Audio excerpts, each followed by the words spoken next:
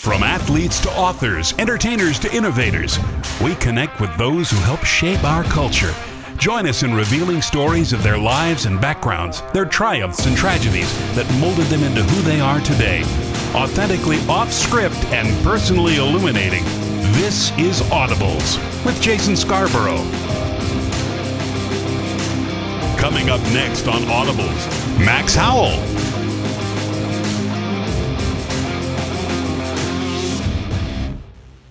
All right, so let's go back to where it started. Born in Montgomery, Alabama. There we go. Raised in Prattville. So how would you describe your childhood? I mean, I had a great childhood. I'm telling you, you talk about born in a sports-oriented family. I'll give you some of the examples as we go down the road.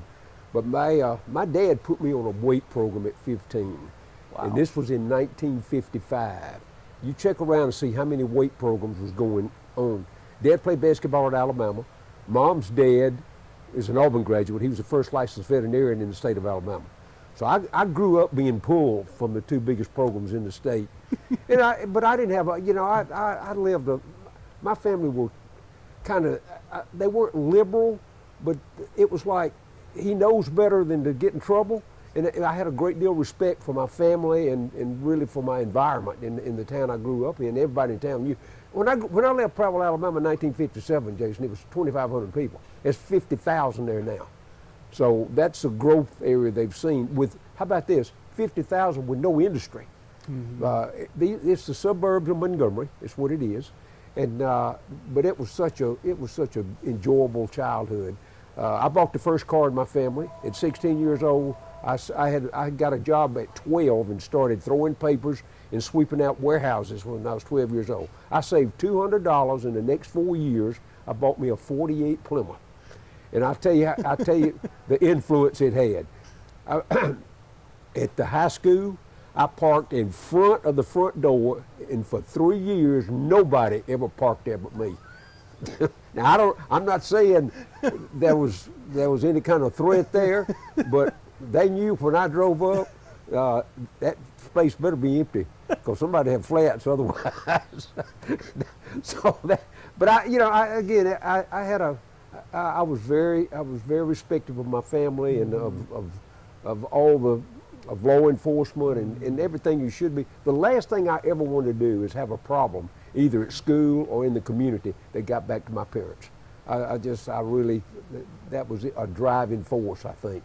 And it was not talked about at home. Mm-hmm. It was just one of those assumption things. My mom was sick a great deal of my life, and we lived next door to my grandmother and granddad. Granddad had an animal clinic next door, so I saw a lot of people come and go out of his house all the time. Dad grew up in the cotton industry. He was sales director for a manufacturing company that built cotton gins. My first on-the-road job at 16 years old was taking cotton gin parts and delivering them to the Mississippi Delta. I'd leave at 5 in the afternoon after football practice, drive to the Delta and get back for breakfast. I can just go on and on about that, but what it did, when you grow up in an environment like that, it just gives you, I think, more respect. I think it really does. I think that permeated my game planning through my career and my life all the way, and still does. Still plays a great deal had a great deal of influence on my life. Do you have any siblings? What I have was your relationship? one sister that's 2 years younger than I. She married he ended up being a full bird colonel in the Air Force. They traveled. They had 2 kids. My niece, she's an Ole Miss graduate. She graduated in 3 years, got a master's in a 4-year period. And she was one of the originators of QuickBooks. She lives in California now. Really? Oh yeah, and they're out of sight. They got all the brains in the family. I kid them all the time. They got the brains, I got the looks. That's why I did radio so long. But I have one sister, and I talk to her every week. She lives in Pensacola now. And they're close to the base where he did a lot of his training. He was actually in the Air Force, but the Navy brought him in for the flying aspect of it. In fact, got me to fly with the Blue Angels a couple of times. Really? So yeah, I've been fortunate enough to look in this business. It ain't what you know; It's who you know. It's who you know that. That's why I'm sitting next to you. Oh, yeah.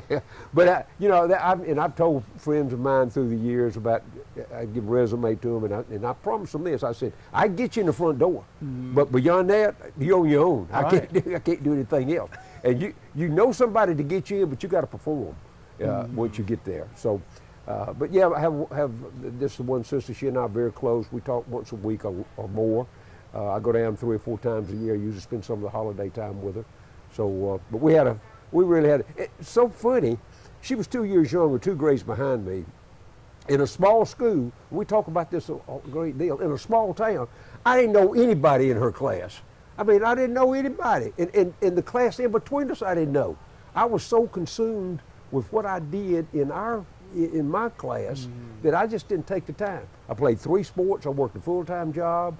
It was just I had my game plan that I wanted to play. I knew I wanted to coach when I was 15 years old. I mean, my dad, I learned to figure box scores. I learned to read when I was about 5 or 6 off my dad's knee reading sports stories. So, I can take you back to all that. And then when I got to be 15, he built me a weight room. He took a cold rolled steel bar and put pulleys on the end. And when I graduated from high school, I was 5'10" and a half. I weighed 225. I could bench 350. I could squat 600. Wasn't a great player, but it wasn't nobody stronger than I was, not in that league. So, I did. I was recruited by Alabama, Auburn, Kentucky, Southern Miss. I had a bunch of guys that stayed after me. That was Coach Bryant's first year at Alabama, and I was ended up. Daddy wanted me to go there. I'll tell you that quick story. Everybody talks about the early signing period. Oh, yeah. We had an early signing period in the 50s. If you were going to the SEC, you could sign with an SEC school the Sunday after Thanksgiving. When we come home from church, Dad's sitting over there reading the paper, Mom's in the kitchen fixing lunch. So I had offers from both schools in the state that wanted me to stay in state. So Dad says, well, Coach Bryant's already sent an assistant down there. You better go ahead and get that paperwork done. And because I want you to Alabama. And I checked I said, Dad, I'm getting pulled on the other side. He said, well, I'm just telling you. So I go back to the kitchen. Mom said, you got that paperwork done yet? He said, your granddad is an Auburn guy, and he said, he's expecting you to go to Auburn. Said, no pressure. I said, Mom, I'm getting pulled on the other side. I never will forget this picture. She's standing over the stove. She's making a big bowl of soup. She's stirring that. She never looked up. She said, you do want to come home, don't you?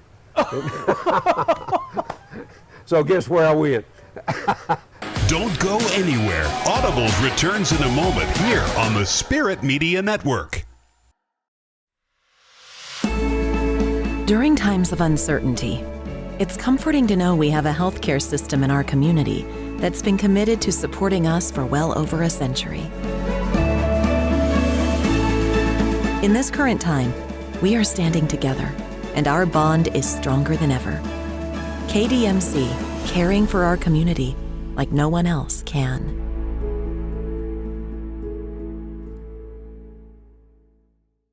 Hey sports fans, before traveling to your game day destination this football season, be sure to download the M.Traffic app to help you reach the game safely. With just the touch of a finger, you can see road conditions as well as receive traffic alerts along your route. You can even stay up to date with alerts based on your specific route to the game. The M.Traffic app is available free for both Apple and Android devices. For more information, follow at Mississippi DOT on Facebook and Twitter. At Forest General Hospital, we have the playbook for helping patients every day, every season. Our team is here to ensure patients receive safe and reliable medical care. Our mission and game plan is to do what is best for our patients. Our lineup of skilled healthcare professionals, together with advanced technology and treatment options, set Forest General apart. We are here to help you make winning decisions when it comes to your health. For more information about our services, visit forestgeneral.com. Serving clients in Mississippi and the Deep South, Warren Brothers Media provides endless solutions for you. From wedding videography, social media advertising and promotion, photography, video production, and much more, Zach and Zane Warren walk with you every step of the way to meet your individual need. Contact Warren Brothers Media to get started on your project today by logging on to warrenbrothersmedia.com. Warren Brothers Media. Brothers serving others. Family owned and operated since 1986, Lakeside Molding has become the trusted source of architectural products throughout the South. They offer fine interior architectural moldings, custom millwork, and cabinet doors designed and handcrafted in Flowwood. Their showroom on Lakeland Drive is stocked with today's most sought-after interior details, including corbels, post, fireplace mantles, bath vanities, mirrors, and much more. Tim Shoemaker and his staff work closely to meet client needs for new construction, restoration, and remodeling projects. Lakeside Molding, where details make the difference.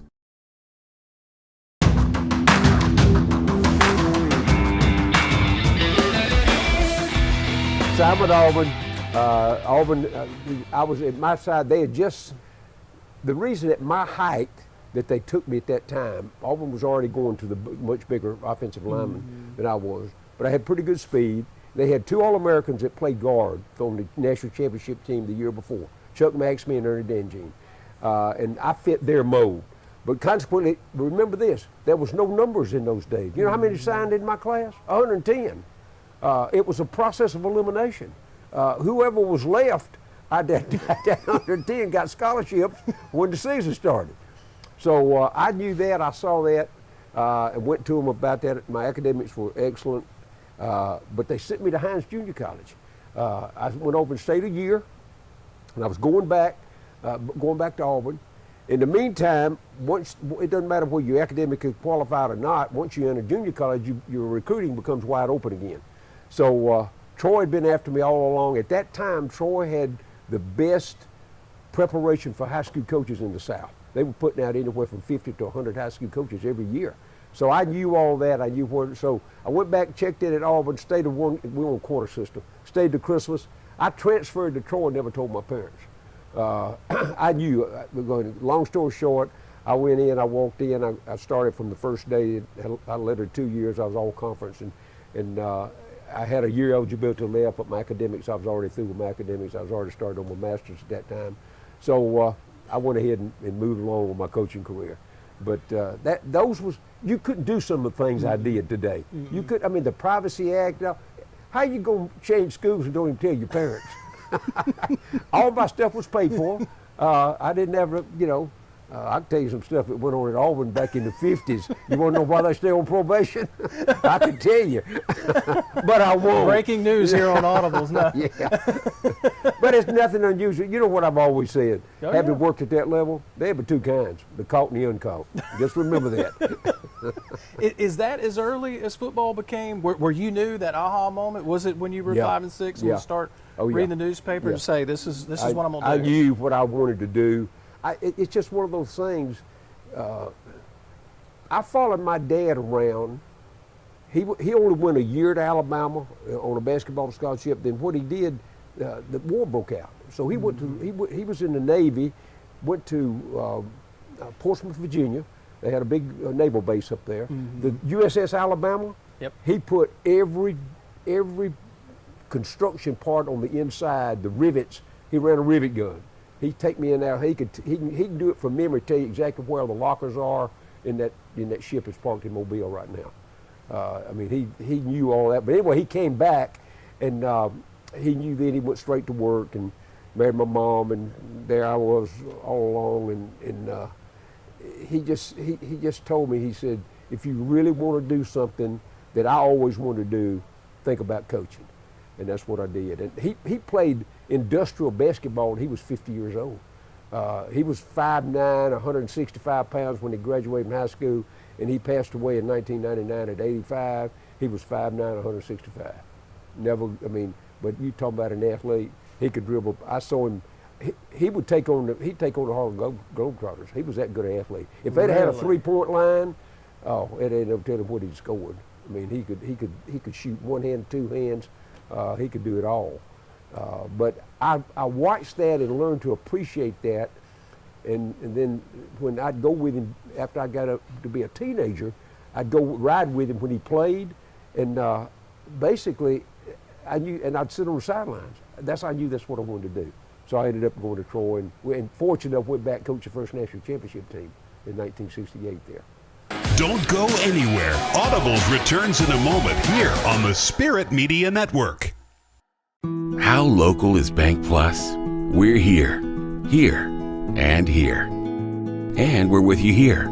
here and here. Wherever, whenever you need us. We make our banking decisions right here because local means more than a location. It means a commitment to deliver more for our customers and our communities. Your bank, your plus. Bank Plus. Hello, I'm Gary Jolly from the Tractor Store in Richland. Now's the best time of the year to save more with Mahindra, and it all starts with zero. Pay zero down and 0% interest up to 60 months. That's more for less on many of Mahindra's best-selling models, with tractors that deliver more lift, capacity, fuel efficiency, and built-in weight. So get zero down, 0% interest for up to 60 months on Mahindra, the world's #1 selling tractor, Mahindra, available at the Tractor Store in Richland. From tablets to drones, even tractors with their own computers. As a farm family of Mississippi, we use the latest technology to get the most out of our land, growing acres of rice, soybeans, and corn. These digital tools help us map out where to plant and harvest. They manage our farmland from a bird's eye view and even tell us the right amount of water to use. It's a smarter way to farm, providing for our family and yours, the farm families of Mississippi. I can totally see us cooking in this kitchen. I can totally see us cooking like pros with natural gas. Oh, I would love to soak in that tub. I'd love to save energy and money with a natural gas water heater.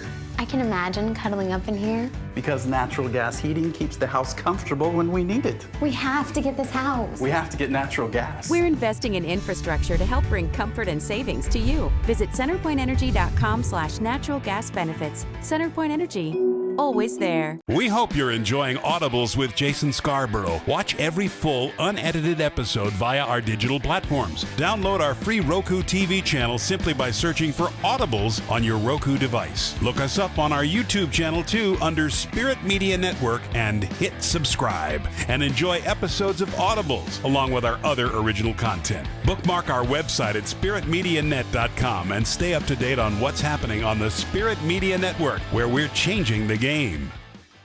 The COVID vaccines are here. Know the facts. Get the shot. End the pandemic. The vaccines are proven safe and effective. The vaccine does not contain COVID. Nor will it give you COVID. Side effects are relatively minor. Arm pain, fatigue, and low-grade fever. COVID-19 vaccine protects you and those you love. As healthcare workers, we're setting the example for our patients and our community. This is your shot. Schedule your COVID-19 vaccine today.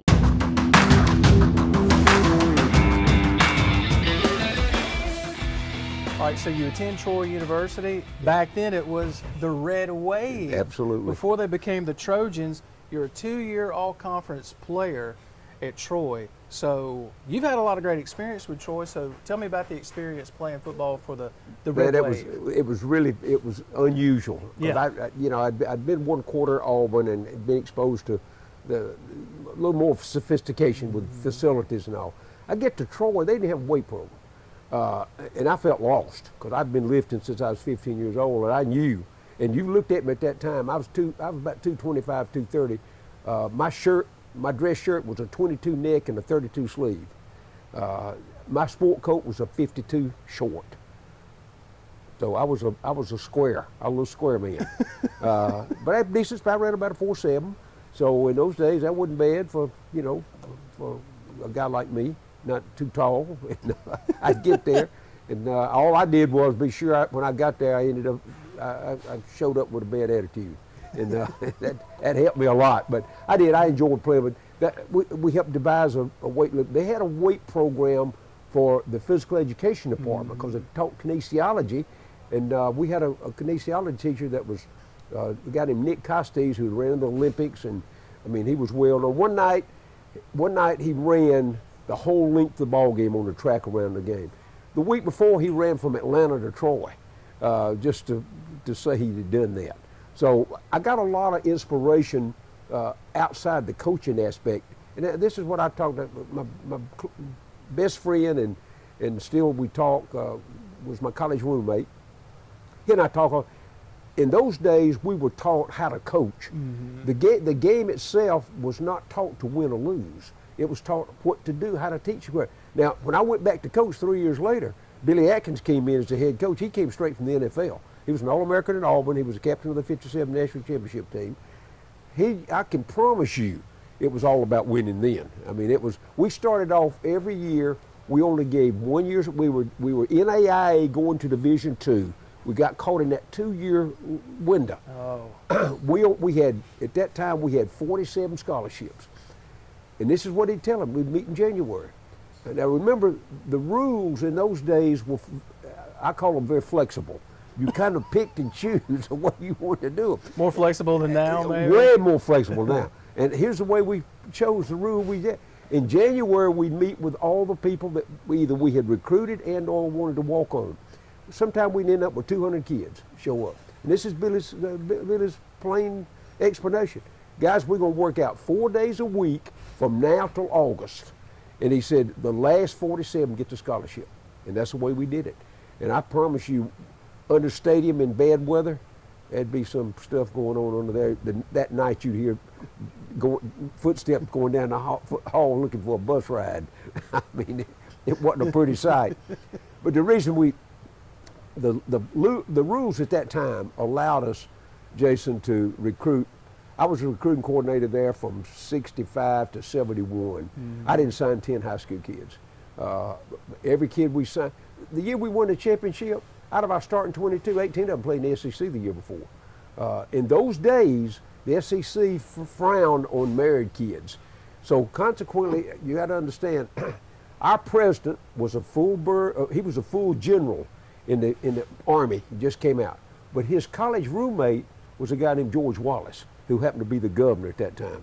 So anything we wanted, we flew to our ball games. We had National Guard escorts going into any town. I mean, it was abusive of power, if you want to know the truth.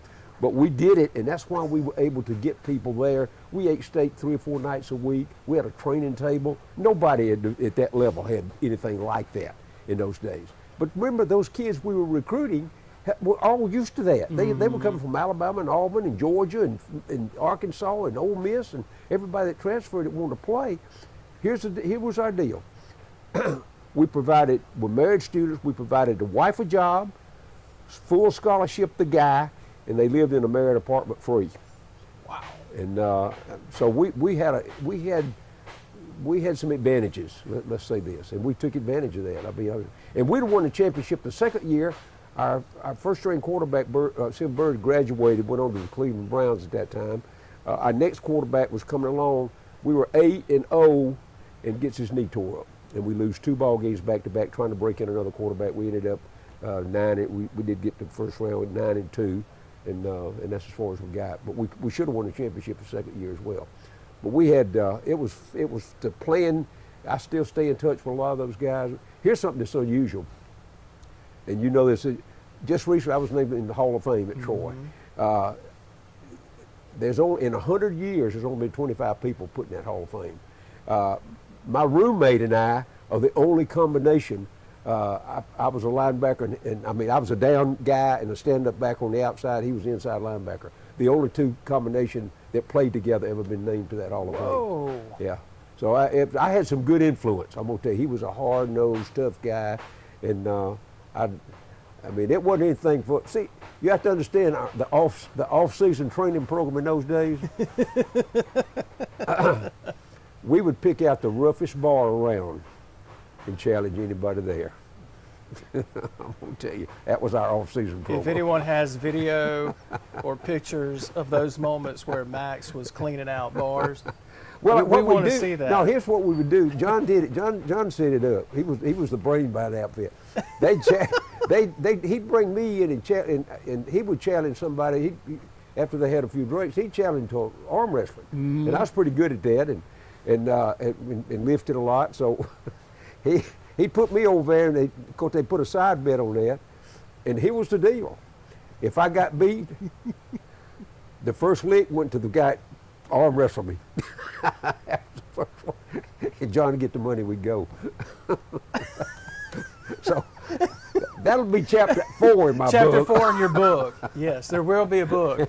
One day there will be a book. Yeah. But anyway, I had a great career. And you have to understand, in smaller towns like that, you didn't worry. You knew everybody in the town. Everybody knew you, and we weren't abusive with that. We didn't tear up and break up stuff. Yeah. But sometimes we break up each other. Yeah. And, and that was. But in those days, you could do that. Today, you get shot. Yeah. There ain't no way you could do that today.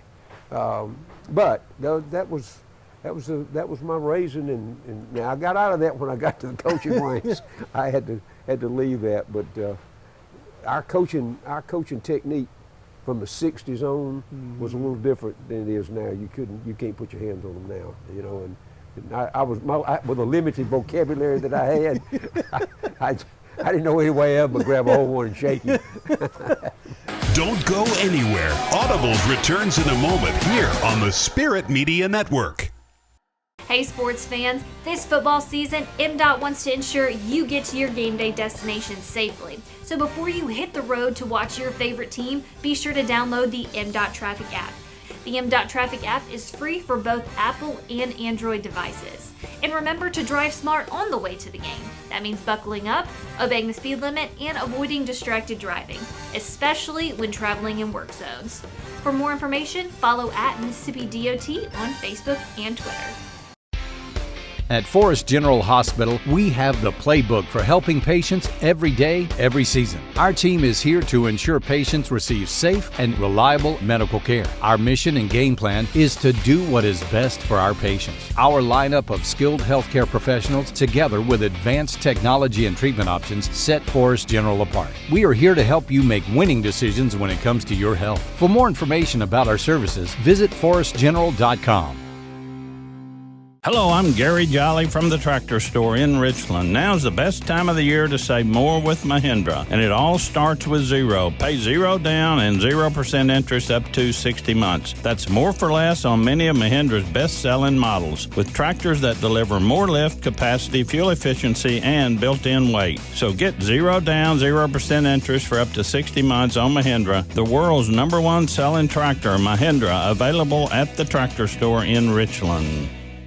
Family owned and operated since 1986, Lakeside Molding has become the trusted source of architectural products throughout the South. They offer fine interior architectural moldings, custom millwork, and cabinet doors designed and handcrafted in Flowwood. Their showroom on Lakeland Drive is stocked with today's most sought-after interior details, including corbels, post, fireplace mantles, bath vanities, mirrors, and much more. Tim Shoemaker and his staff work closely to meet client needs for new construction, restoration, and remodeling projects. Lakeside Molding, where details make the difference.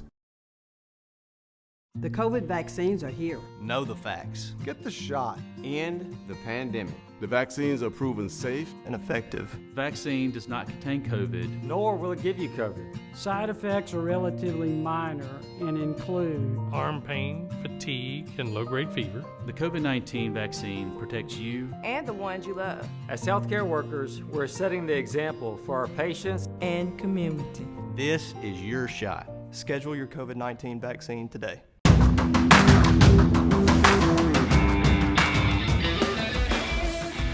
Well, you talk about coaching. I mean, you finally got to get into coaching after you leave Troy. Yes. You spend some time at Ozark High School. Yep. Some time at another high school. And then you come back. I was at Bay High. You're at Bay High in Alabama. Yeah. And then you come back to Troy. Yep. You're there for 6 years. Yep. You guys win a national championship. Yep. So the investment that Troy made in your life and that you made in that university is really cool when you look back at it. It is. Because that wasn't the end of your story. We'll get to that in a minute with Troy, but you got to win a national championship there as a coach. And those kids, everybody thought because of the way we handled that, taking so many transfers and, there's it was a lot of question about some of the kids, why we got them and how we got them. But I can go down and show you a roster, take that roster right now. 95% of those kids came out of there, ended up with, I'm telling you, outstanding careers, great characters, ended up being the mayor of the city they moved into. And we had 3 or 4 that ended up being ministers and pastors of large churches. I mean, it was a underlying attitude about that. And I think Billy presented that from the NFL, that, hey, guys, we're here to win and win big time, but we're going to do it and do it right. And we did it. We did it right. I was the offensive coordinator, and I carried the rule book in my hip pocket. And because we were running stuff, you got to understand, we were running stuff in the 60s that they're doing now. Nobody ever, we run 4 wides, check at the line of scrimmage. You know what we run against? A 3-deep zone with a monster to the tight end. We put the tight end and back him off to an H-back and check it at the line of scrimmage. We had a tight end scored 7 touchdowns one night because they didn't know who to cover. I don't know how many times I'd go to the side, from the sideline to the midfield with the opposing coach screaming that we were running illegal formation. And I'd pull a rule book out and said, find it. Show me the illegal formation. And they couldn't. And we threw 386 times in the championship year in '68. Sim did. He completed like 320 of those. He got caught 11 times out of 386 times. So we had the system down, but we did nothing other than what they were doing with the 49ers at that time with the West Coast offense.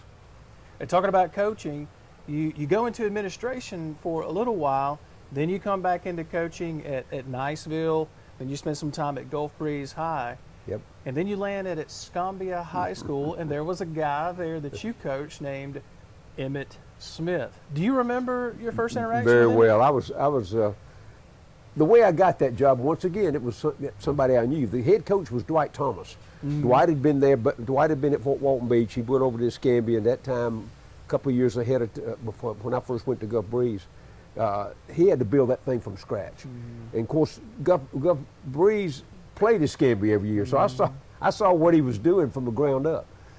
So after Emmitt's junior, during his junior season, the offensive coordinator quit and went to Washington High School, which was a new school.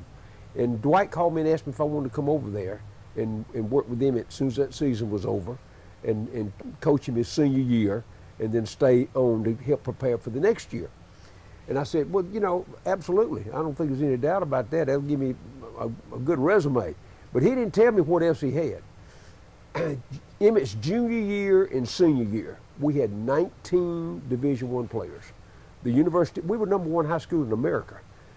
University of Florida took 7 players off one high school team. Now you tell me anywhere else that's been happening. I don't know any play. But let me just give you some examples. If it was 4, here's a stat that nobody will believe. We played 13 games that year. We punted 7 times. Our punter got a full scholarship. If it was 4th and 20 or less, Emmitt said, pitch it to me on the corner. We had a tackle. I don't know how many of you follow professional wrestling, but the guy that's leading right now with World Championships is a guy named Roman Reigns. Well, that's not his name. His name is Joe Oliva.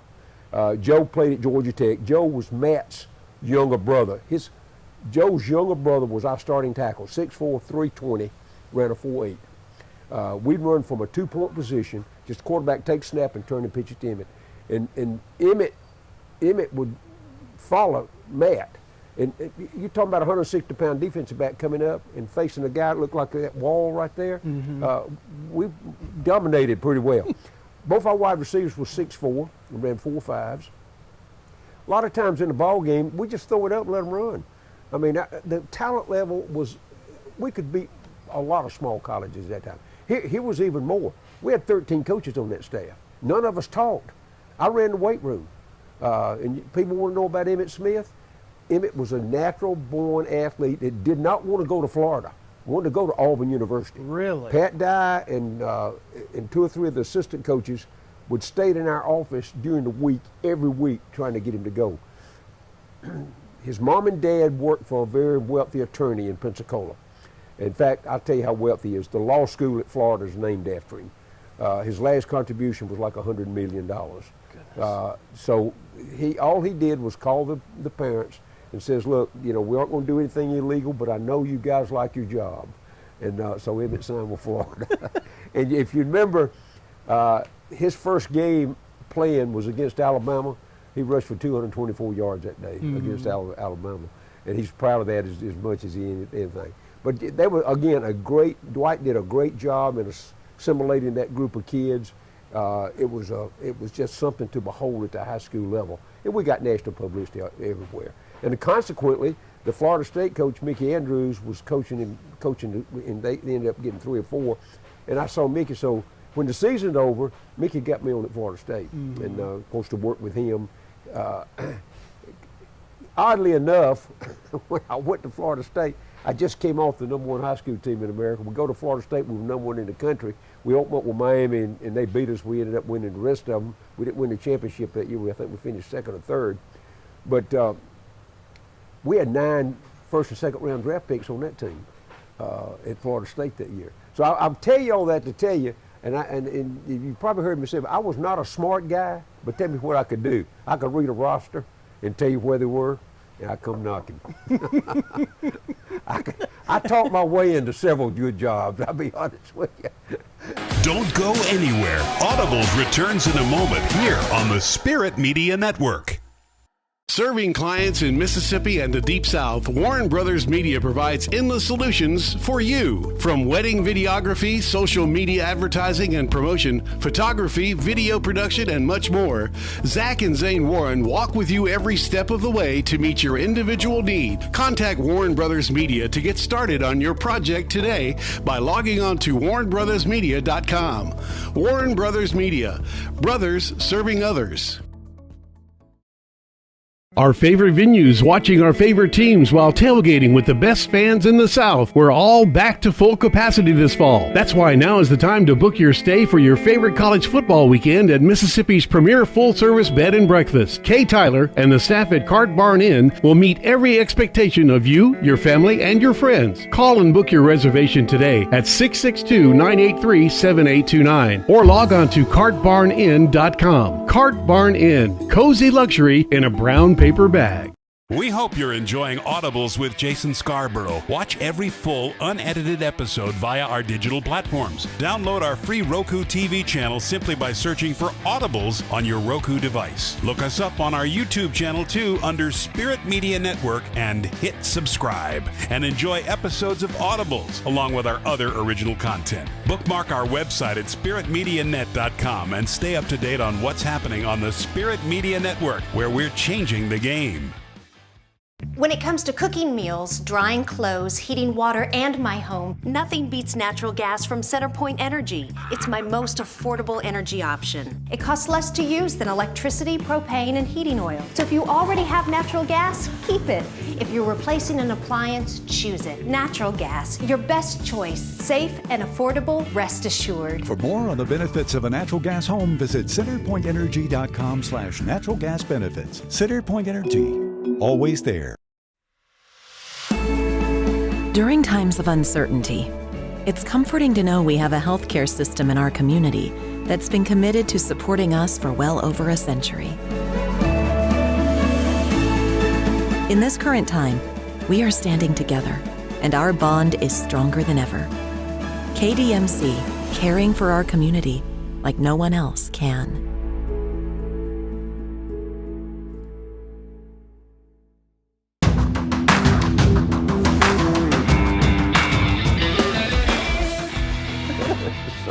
So you go from the #1 team, high school team in the country, to Florida State, coaching with legendary Bobby Bowden. Absolutely. I mean, what was that experience like? Oh man, that was. Let me just tell you the secondary. Our secondary. Mickey coached the corners. I coached the safeties.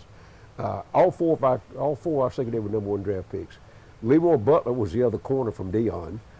Leroy played 10 years for the Packers. He's in the Hall of Fame. Deion Sanders. Dedrick Dodge started as a rookie for the 49ers, and Stan Shiver started as a free safety for the Dallas Cowboys the next year. And then we had two or three down linemen that went. Odell Haggins right now is still on that staff. He was a defensive guard for inside nose man for us on the defense. We had two more. We had two linebackers. Bill Reagans was another one that played for us that went on to the NFL. I think it ended up being 9 kids at first and second rounder off that football team. Once again, people don't realize in the 80s, Florida State, we were playing at the level Alabama is now. Mm-hmm. We were #1 recruiting class 2 or 3 years in a row. Brad Scott was a recruiting coordinator. I was his first assistant. I learned a great deal about that. Brad went on to South Carolina, didn't do well as a head coach, but you want to know how Clemson got to be where they are? Brad Scott and Jeff, his son, took the same format that we used at Florida State and built Clemson's recruiting class. And that's why few people know that. They don't even know who Brad Scott is, because at that level, the assistant coaches get no recognition. I mean, you're there every day, but the head guy, it's all about the head guy and the super athletes. So anyway, that was quite an experience. I'm gonna tell you, going from having the most experienced high school players in the country to have the best, I thought, the best football team in the country. Do you have a favorite Coach Bowden story that you can share with us? I can tell you this: what you see with Bobby Bowden is what you get. My office was right across the hall from his, and all I'll tell you is, if you ever saw a kid that had some problems have to go to see him, he better have his suitcase with him, because it's over. He's already gone through all the layers. People don't understand that the guys like Chuck Amata and Mark Rick and the guys that were on the staff as assistants at that time, and Mickey Andrews, listen, those guys were so hard-nosed. I used to kid them. I said, I'm not even going to go to breakfast. They'll spit on you at breakfast. That's how hard-nosed they were. And the kids recognize that.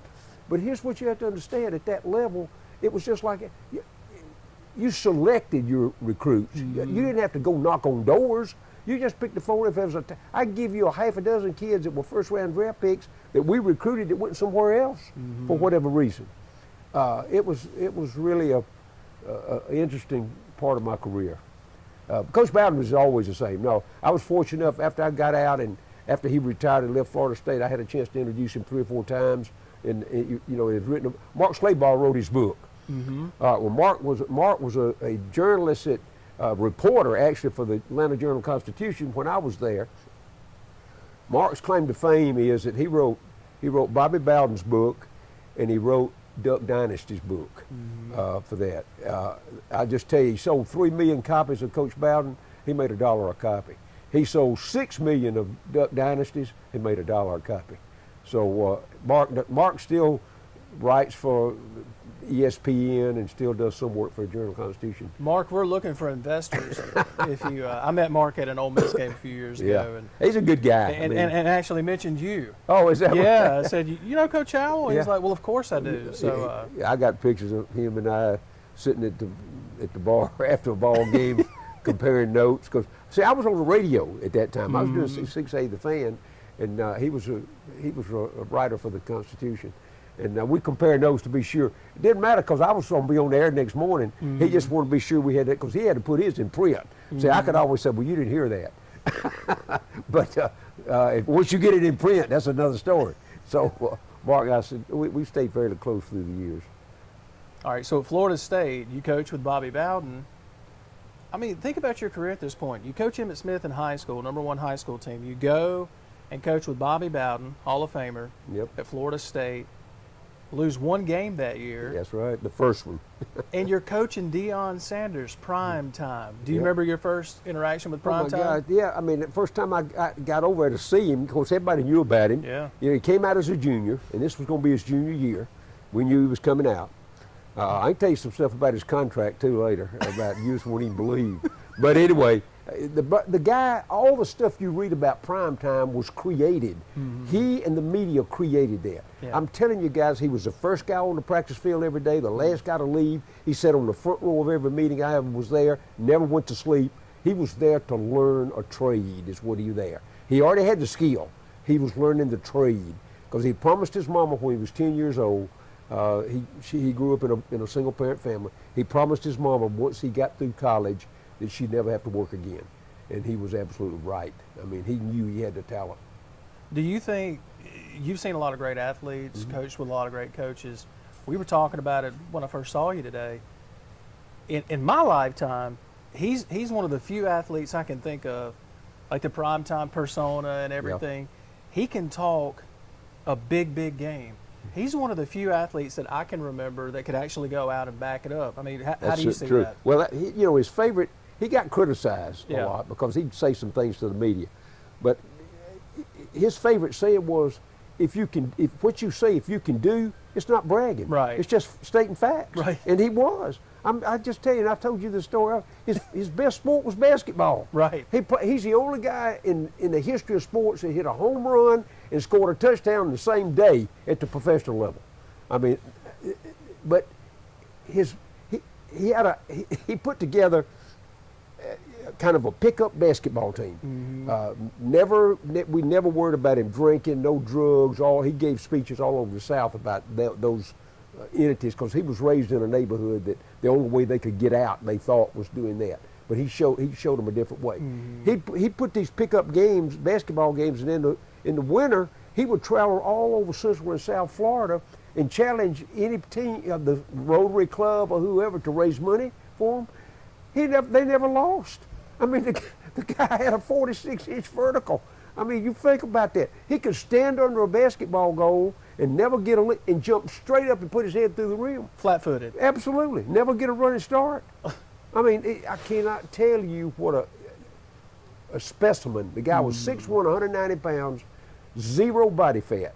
And we had him tested on regular. I saw him one afternoon. I'll give you one quick story. One afternoon on pro day, he'd just come off from the track.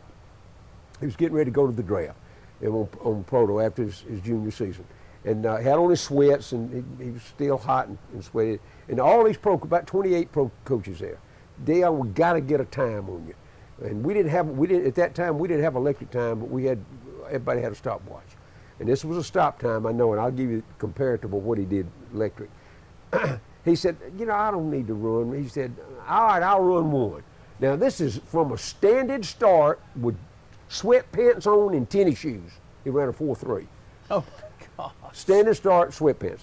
Don't go anywhere. Audibles returns in a moment here on the Spirit Media Network. Hey sports fans, before traveling to your game day destination this football season, be sure to download the M.Traffic app to help you reach the game safely. With just the touch of a finger, you can see road conditions as well as receive traffic alerts along your route. You can even stay up to date with alerts based on your specific route to the game. The M.Traffic app is available free for both Apple and Android devices. For more information, follow @Mississippi DOT on Facebook and Twitter. At Forest General Hospital, we have the playbook for helping patients every day, every season. Our team is here to ensure patients receive safe and reliable medical care. Our mission and game plan is to do what is best for our patients. Our lineup of skilled healthcare professionals, together with advanced technology and treatment options, set Forest General apart. We are here to help you make winning decisions when it comes to your health. For more information about our services, visit forestgeneral.com. Hello, I'm Gary Jolly from the Tractor Store in Richland. Now's the best time of the year to save more with Mahindra, and it all starts with zero. Pay zero down and 0% interest up to 60 months. That's more for less on many of Mahindra's best-selling models, with tractors that deliver more lift, capacity, fuel efficiency, and built-in weight. So get zero down, 0% interest for up to 60 months on Mahindra, the world's #1 selling tractor, Mahindra, available at the Tractor Store in Richland. Family owned and operated since 1986, Lakeside Molding has become the trusted source of architectural products throughout the South. They offer fine interior architectural moldings, custom millwork, and cabinet doors designed and handcrafted in Flowwood. Their showroom on Lakeland Drive is stocked with today's most sought-after interior details, including corbels, post, fireplace mantles, bath vanities, mirrors, and much more. Tim Shoemaker and his staff work closely to meet client needs for new construction, restoration, and remodeling projects. Lakeside Molding, where details make the difference. The COVID vaccines are here. Know the facts. Get the shot. End the pandemic. The vaccines are proven Safe and effective. The vaccine does not contain COVID. Nor will it give you COVID. Side effects are relatively minor. Arm pain, fatigue, and low-grade fever. COVID-19 vaccine protects you and those you love. As healthcare workers, we're setting the example for our patients and our community. This is your shot. Schedule your COVID-19 vaccine today.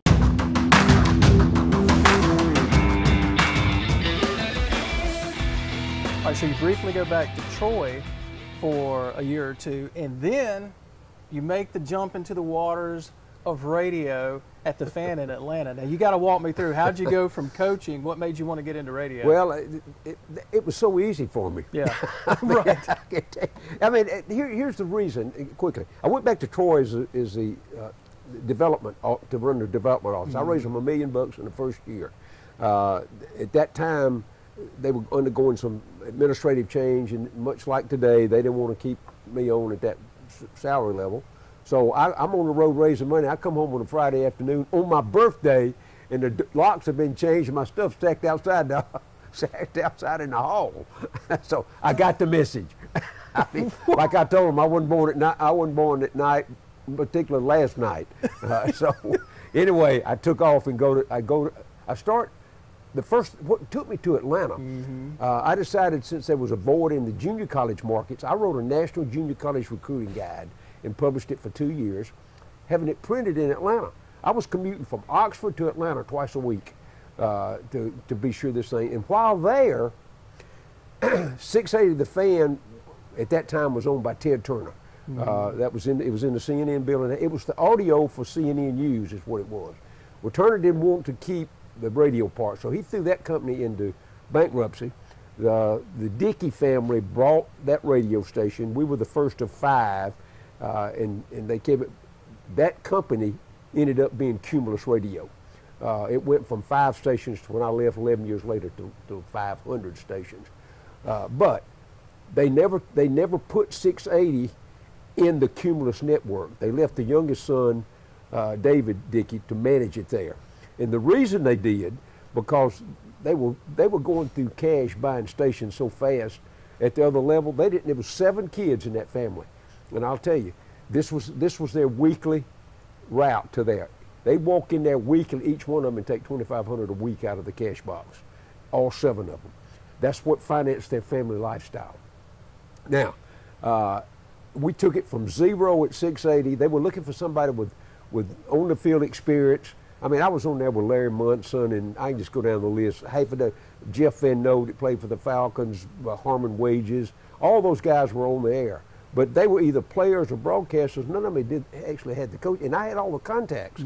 So I started off with a guy named Chris Morgan. It was called Max and Morgan, from 6 till 10 in the morning. And I thought, well, this is pretty good. This was before the internet, Jason. I'd go out.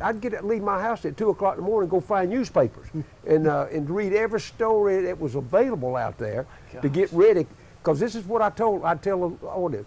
I was the first sports talk on air guy in Atlanta, and that market was 4 million people, and it was a very diverse market. It was people from all over the country, and I'd get challenged on air about stats and all that. And that's what I tell them. I said, I love the challenge, but you better bring a wad when you come, because if you ain't right, you're gonna hang up. I promise you. And I did. That's the way I handled it. But it went well. Here's something that few people ever know, and you know about arbitrons. Oh, yeah. Let me tell you what'll scare you. When you sit down and flip a switch to go on the air, your audience is 400,000 listening. That's that'll tend to notch you up if you're not prepared. I'm gonna tell you. So anyway, we took it from there, and I'll tell you one story about how that evolved. Since there was nobody else in town, we had a lot of callers, and our first couple of weeks, Ray Goff would start calling me, because remember, there was nobody. Ray was a head coach at University of Georgia at that time, and he wasn't doing very well, was getting a lot of flack. And now the fans had an outlet to call and ask about the program, and I analyzed what I saw and all this. First morning he called, he said, first question, he said, Coach, why are you trying to get me fired? I said, whoa, Coach. I said, I'm the moderator of the show. I'm taking calls. I got 11 lines that come into the studio, and when I sit down and flip a switch, normally all 11 of them light up, and I just take them one at a time. He said, well, it sounds like to me you're trying to get me fired. I said, no. Next morning he calls me and says something. He said, I listened to you. He said, you were very derogatory about my kids playing. He said, I want to tell you something. He said, I'm a head coach at University of Georgia, and you're an on-air sports talk guy. He said, I'm going to be here a lot longer than you are. The third time he called, I said, okay, Coach, I'm going to tell you some stuff you're probably not going to want to hear. I said, I've never stood on the sideline with you. I never stood in a staff meeting with you. I never called a play for you. And I paused, and I said, and I had never lost to Vanderbilt at homecoming either. Click. I never heard from him after that. So anyway, I got That's pretty savage. Well, my dad. This is what my dad used to say. Some people, you have to talk to them in terms they understand. So I did. So anyway, we went from there. We had a great career. We had the Braves and the Falcons, and it was really a good run. Then we lost the contract. This was in, this was about 98 or 99. And so I get a call one night, and I was unemployed at that because I got a call and said, look, we got an idea. We want to try to put together an SEC show, but we're going to run it out of Memphis. Would you be interested in coming over here and audition for the host? I said, yeah. So they flew me over to Memphis, and I sit there and we auditioned until they hired me on the spot right there because the good thing is everybody else had been in smaller markets, and they couldn't keep up with the pace and didn't have the background to know what all was going on all over the conference. So we did that. And we actually now, if you look back what conference call was, we didn't, and I told you this before, I had no idea when we were doing that. We would go on the road in the spring and the fall to at that time there was only 12 SEC schools. We do on-site live radio shows and interview the coaches. Sometimes we'd be gone 3 weeks at a time. Nobody had ever done that. That ended up being the forerunner, and you helped bring that to my attention, of what now is the SEC Network. We laid it out there, and I can just tell you about when Hal was at Kentucky and Mike Leach wanted to quit and go with us. I can just give you a bunch of stories about what went on there. But it was so, we do a show and get on the road, we get a box lunch to go, and we had a driver in a van. I'd sleep in the back till we got to where we was going. I'd wake up next morning, I didn't even know what town we was in. I mean, that's how intense that we did. Then we go to the college coach's office, and we get all the stats and all that, and then we do, I've done them from Rupp Arena, from the sideline. I've done them, I can just tell you all the places we were able to go. We did them from the Sugar Bowl. We've done them from the Gator Bowl, Liberty Bowl. I've done them from every place known in this part of the country. But that was the most rewarding thing. And then economics got involved, and we sold Conference Call to Tim Brando and a couple other guys, and they wanted to take it nationally. And you can hear me talk, I wouldn't fly too well in Des Moines. Let's put it that way. So anyway, Scott McKinney and I created Southern Sports Tonight. By the way, Conference Call, we had 125 stations across the South covered our show every day, carried it. And then when we came back with Southern Sports Tonight, we had about 85 in the same core. But that one by the time then, people were getting local stations, and the advertisement was being sold locally, and they were trying to take what we had done and composite down to a local show, and we lost a lot of impetus in what we were doing. But Southern Sports Tonight lasted about 2.5, 3 years, and it stayed on with the same concept. And by that time, it was time for me to. I had gotten so confident, I went and bought 2 or 3 radio stations. So and you know how that ended up. Yeah. One was in Jackson. Yep. One was in Defuniak Springs, and of course the last one was here in Tupelo. But I mean, anybody can make this thing work. Oh yeah, anybody. Yeah, I know better than that now. Well, that's how you and I met. I grew up listening to Conference Call. Yeah. Matter of fact, one day my mom's watching. I was on the phone at my house, my parents' house, calling into the show. She picks up the phone in the house. Have you seen your sister? I'm like, Mom, I'm on the phone with Conference Call all across the Southeast. And oh, okay.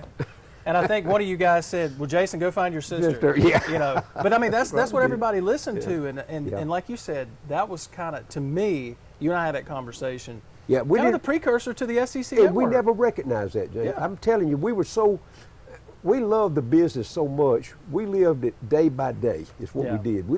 We had 2 good owners, and they hired a full-time sales guy, and they hired a producer, but he was a manager, a road manager for us. And by taking it that way, they prepared us and gave us anything that we needed to do. But we didn't have to worry about what we were going to do next fall or next winter. We were worried about the next day, what school we were going to attend or be there to watch their practice or do a show from there. So Phil Fulmer was Phil was loving to death, but he was paranoid. He would not do a live show. What he did was that we'd have to tape the show and play it back to him before we ever put it on the air. And that was just his personality, because he'd had his own problems along the way. But everybody else had too. I mean, that's all going to be in the book. So you talk about all the time that you were in radio, conference call. I mean, I can't tell you how many times I listen to that. Coming home after work, working for a newspaper at the time, first thing I do is punch on a conference call. Right. You've been a part of a lot of different things since conference call. Been a guest, been a host, been an owner. Is there something that maybe the public doesn't know about that you're particularly proud of in your time in radio? I think the last thing that we did here, I moved to Destin, built a big old house down there on the water and had a station in the Funiac and opened up a satellite office in Destin itself. And that was unusual for that market. But the difference about Destin, Florida, you need to be retired to live there. I lived in a community that had, in a gated community, had 300 families in it. Me and one other guy, the only two went to work every day. The rest of them were retired. They're from all over the world that lived down there in a resort area. So, and that was fun. But I think the biggest thing that I've probably hang my hat on is moving ESPN to Tupelo, Mississippi, and putting the station in a grocery store. Nobody ever, I don't know why they never thought of that before. Because when you walk in a grocery store, if it's a big store, the whole front is open. Yeah. So I just stuck a station with glass front in it, and there we were. So yeah, and it went over very well. We had a decent signal, and it was new, and several stations had tried ESPN in this market before.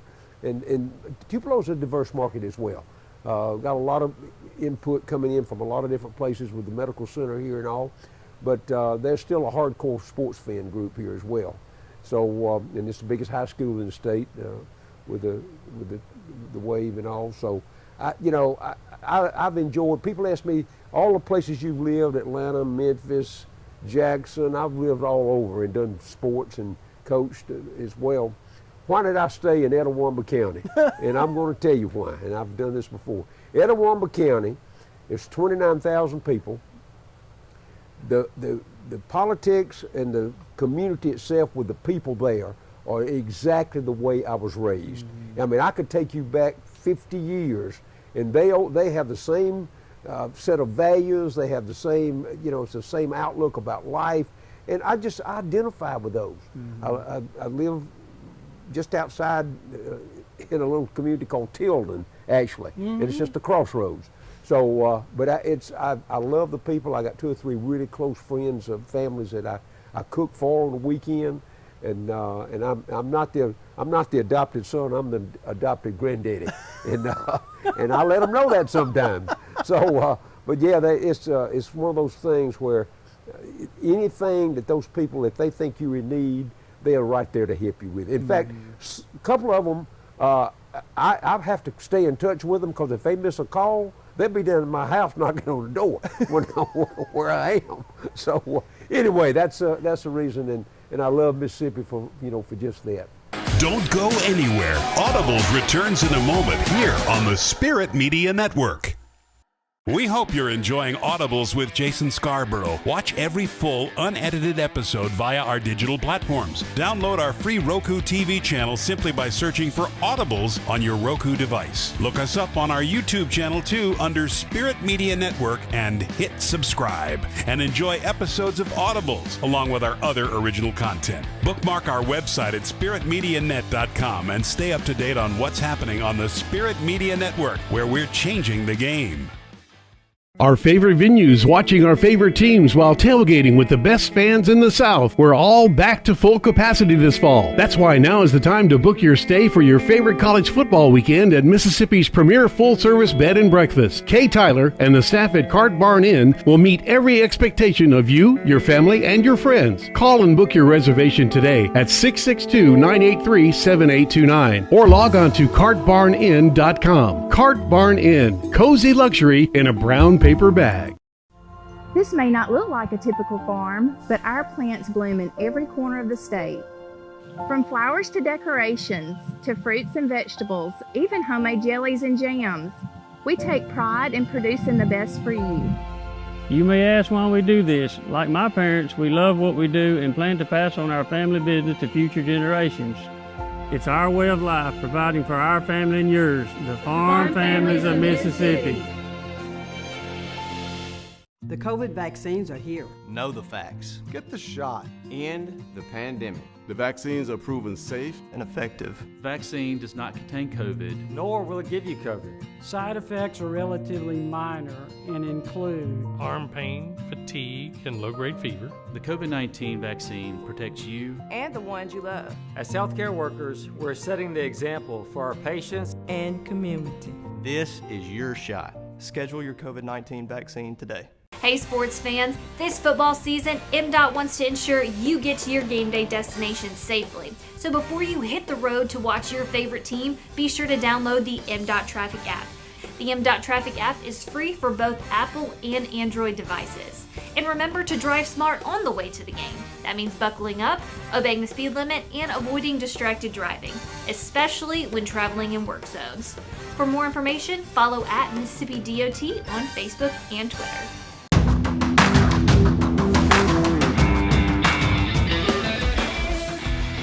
I got to tell this story, and I hope you're okay with it. But this shows how you are with your sense of community and just being neighborly with everybody. So I talked to Coach Howell on the 4th of July. Happy 4th, Coach. Hope you're doing well. What are you doing today? Do you remember? And you're getting ready to cook for like 20 people. 28 people that day. Good gosh. Yeah, that's true. I mean, so you don't slow down at all. You stay busy. No, I think I've taken my last on the road job. I was driving 1,000 miles a week up until about 2 months ago. We got, we had a couple of business in a newly formed industry, and I've taken a on the road job for an enrollment now for a national company, and it'll be a first, and I look forward to it. It allows me to go back on the road and go all over the country and contact people that I've dealt with through the years. And I start with my base of my coaching friends and my players. And I start there and then go from there in each one of these communities. So you can tell if what you're doing now, because I get people that they see that we're friends on Facebook and they start talking, they're like, so what is Coach Howell doing now? I'm like, it might be better if he explains it to you. Let me put you in touch with him. So what are you doing now? It's called the National Hemp Growers Association. Okay. The hemp bill passed the state legislature here this past year. The growers, this was the only southern state that did not allow growing the hemp products. Now, we're not going to get into THC, but I can give you all the technical stuff and how it differs from marijuana and all that, and that's a legal position. We don't deal in that. The legal part of the medical marijuana bill will be on the ballot in November in Mississippi. The hemp bill passed for the fiber side, and that's going to be a whole different industry that nobody in this part of the country understands yet. But there's a fiber extraction plant already in operation in Mississippi, and I happen to know where those guys are, and they've been in it for a very long time, and we'll talk about that. But what that does for the farmers, because I'm going to be dealing with the farmers to help create the co-op. The co-op is going to be no different from the farmers co-op. It handles corn and beans and and potatoes and tomatoes. The same concept. It's just going to be dealing in the hemp industry. And we've been able to force. I hooked up with 2 other partners. One of them has been a USDA government guy for a long time. The other one is a very highly political contact in Kentucky. He's been a farmer. You talk about experience, he'll tell you about experience. His first crop, he lost $330,000 on it. He was at how good he is. He recouped that the next year. So I just tell you, I've been very fortunate in selecting people that I identify myself with. But we're going national with it. We just opened up the 1st of August. We just opened up our enrollment. We picked up 10 contracts this week already. Wow. We know that we're going to take 200 between now and the end of the year. Then we'll sit down and reevaluate and then kind of go from there. We're working from Dallas right now to Lexington, Kentucky. We've got 11 states that we've got operations in right now. So that's what we're going to do. When you look back at radio and your time there, there's got to be, I've always wanted to ask you this, because I mean, you're somebody I grew up listening, and I never thought in a million years that we'd become friends, because I grew up listening to you on conference call, then, started following your story and what all you had done, and that's why we wanted to do this for Audibles. I said, he needs a chance to tell his story in his own words, but you got to interview, not only coach with a lot of great coaches and players, but you got to interview a lot of really important and notable people. Is there one that stands out to you as one of your favorites or most notable? Probably George Foreman. Really? Was as good as I had ever done. I can just go through Muhammad Ali. We had him in the studio when we were in Atlanta. Really? I covered the Olympics when they were in Atlanta in '96. I can just go down the list. All those. Remember, we were the only sports talk station in Atlanta. So these big high-profile sports guys, they were anxious to come and be on the air with us. And of course, at the time, after where my most memorable time came for interviews, they moved me from a 6 to 10 slot in the morning to 10 to 2. So it was midday. It was easy to get them in and out. We were downtown in the CNN building. It made it very, very easy to do. And then I was able to go in on Saturday morning if it was like somebody was coming in for. If the Dodgers were coming in, I could have 2 or 3 of those guys come in on Saturday morning, and just tape an interview with them. So yeah, I could just go through a bunch.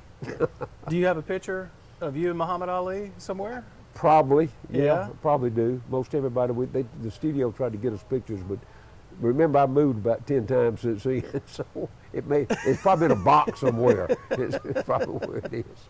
Okay, I've been asking you this forever. When's the book going to be written? Well, do I get a copy? Yeah, absolutely. Okay. I've got all the material. I've got a briefcase that looks like a suitcase full of stuff. I got to sort it out, and I've already started on that. And there's some topics in there though that I really need to be careful on. I hadn't hired my lawyer yet. I have been offered some lead money, and I'll tell you this: if it gets big enough, I'll take that money and leave town. I'll go to the Caribbean for a few years, but it's not too much of a character assassination, but it's some things that would embarrass some people if I told too much about it. I'm laughing because you and I have had this conversation how many times? No. I'm going to tell you, you asked me a time. The last company that we just signed on with the National Hemp Growers, they asked me about a contract. Yeah. And I said, I will guarantee you, I've been fortunate enough with health that I've been in good health. I'm going to guarantee them 2 years. If I see this going well enough, the longest I'll stay is 5. And most people, by the time they get that old, be in a nursing home or already gone from here. But fortunate enough, I think I'm going to be a little bit long. My doctor tells me I will be. So I'm going to say sometime in that 2 to 5 years from now, I'll get a book out. Well, you have somebody that'll help you. Yeah, I know. I'll help you. In addition to that book, I'm gonna do one more cookbook. Really? I got 1,000 recipes in a box that I have tried most of them. Really? I'm going to put together a table. Robert St. John and I are going to collaborate on this one because he's done that 2 or 3 times. But that book is going to be a cocktail table edition. It'll be a big color 1,000 recipe book. It'll be $49.95 to buy it off the shelf. It's not a bad deal. No, I've already got some people that want to do that. What is your secret to good health? I mean, you and I have talked about genetics. That. That's it? Well, a couple of things. One, I ran and lifted till I was 65 years old. Wow. I mean, I ran 2, in 1 year, I ran 10 10Ks and 2 marathons when I was 50 years old. Goodness. That's, and I didn't ever like to run competitive, but I did all the road races we see for fun. I'd sign up anywhere and go run it, and usually win my division at age level. And I just quit lifting about 2 years ago. And I still walk 2 or 3 days a week. I'll walk 5 miles, just because my body hollers at me if I don't. And I keep such a pace. I watch what I eat. I'm pretty regimented about that. Kind of a light breakfast, and I usually eat whatever big meal in the middle of the day, and then just kind of close it out at night. And I don't eat anything past about 7 o'clock. Period. Never. And I don't eat sweets. I don't eat snack food. Listen, I'm bigger. I was bigger in high school than I am now. I was 194 when I weighed it. I got my annual physical 2 weeks ago. And that's the least I'd been really in about 25 years when I was running all that much.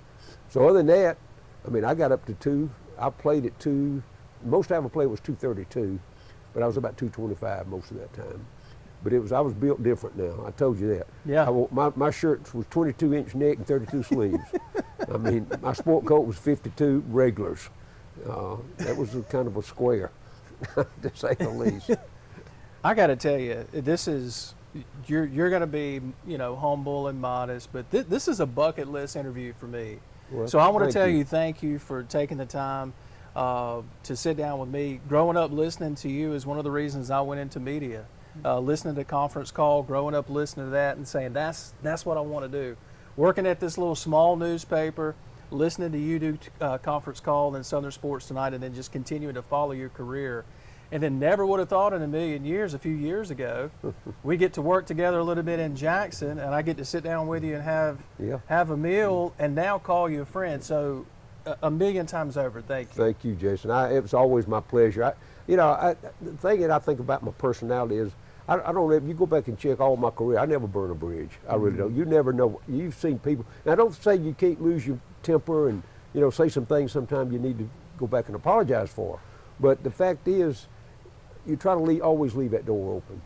And that's always served me very well through the years. I've just got one last question. Yeah. We're here at Clay's House of Pig, rated #1 by Mississippi Magazine. They got the #1 ribs in the state, according to the Food Network. So, Coach, one last question.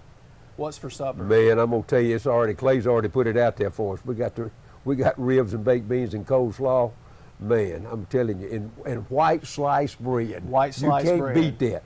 And look, there's a place over in Alabama that we all grew up listening to that does nothing but white sliced bread with their ribs, and they did well with it. I'm gonna tell you, you made a good choice, Clay. Thank you so much for the opportunity.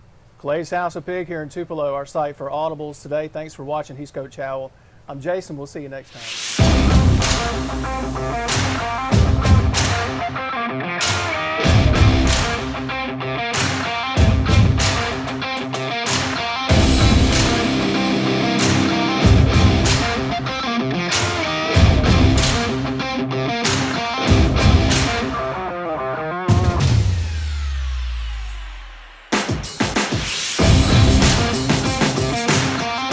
Thanks for watching. We'll see you next week for another episode of Audibles with Jason Scarborough.